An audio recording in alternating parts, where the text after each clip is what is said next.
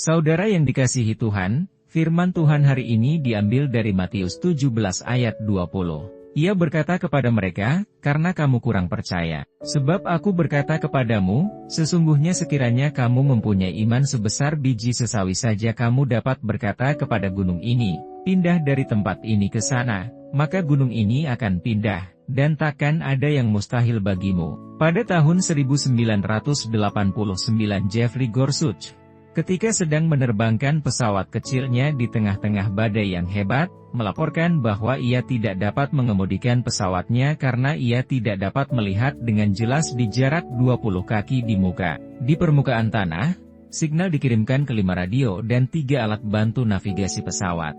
Alat-alat ini membimbing kita melewati badai untuk menuju landasan. Ada saat-saat ketika kebingungan di dalam awan dapat berakibat fatal. Saat-saat di mana semua panca indera kita kelihatannya menunjukkan bahwa peralatan pesawat sedang berbohong, yang membuat kita menjadi panik, dan kesalahan dari pilot pun tidak dapat dihindari. Tetapi Jeffrey sudah dilatih untuk mempercayai peralatan ini.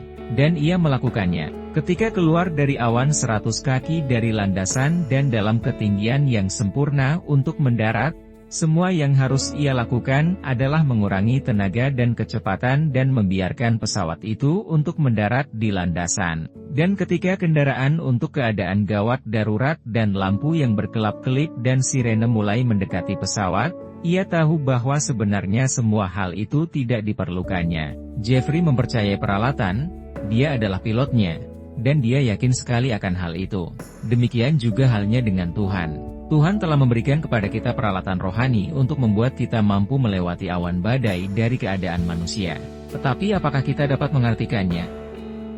Dan setelah menerima pesan, apakah kita akan mempercayainya dengan sepenuh hidup kita? Itulah hakikat dari iman. Karena sesungguhnya dasar iman dan pengetahuan adalah keyakinan kepada Tuhan. Saudara yang diberkati Tuhan, semoga firman Tuhan menjadi berkat dan kekuatan buat saudara semua. Dan Roh Kudus akan menolong saudara untuk lebih lagi memahami kebenaran firman Tuhan dan hidup di dalamnya. Tuhan Yesus memberkati.